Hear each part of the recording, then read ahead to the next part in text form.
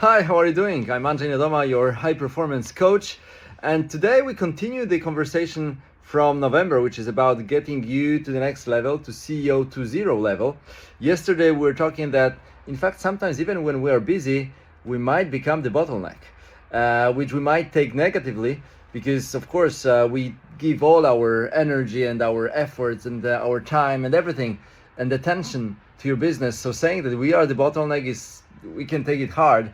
But what we wanted to say is that, if you are important for every decision and you need to be there for every decision, for every process to happen, then actually your limited time dictates you being the bottleneck, because you just do not have enough time to do everything.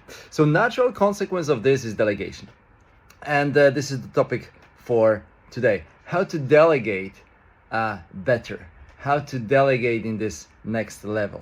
What I often see is delegation is understood as, someone will do stuff instead of you, which is already a good thing. And also when we discuss about high performance habits, productivity is important. So we want to focus on what truly matters, what's truly important, what moves the needle, as we say. So of course the rest we want to either stop doing or delegate, which is great.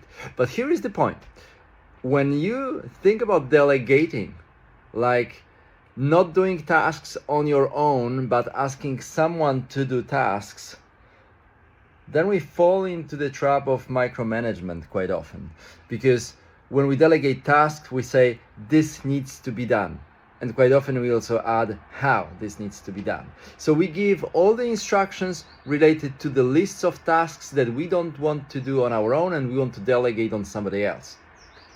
Idea is good, but we can do it better. We can take it to the next level. And this next level is not really saying how and not really giving the list of all the elements to do.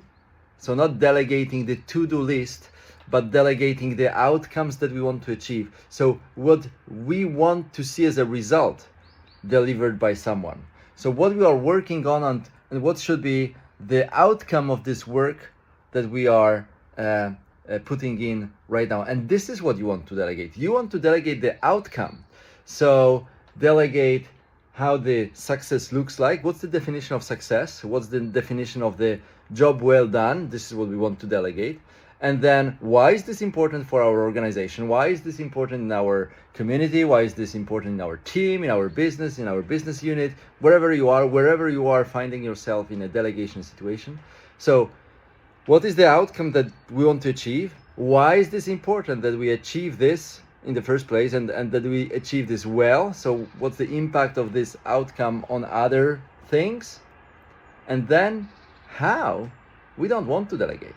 We want to have this person think about the how, so how they can achieve this. You do not want to delegate the steps to execute, because like this you micromanage. If you say, this is what we need to achieve, and you say, now think about this, how can you do it in the best way?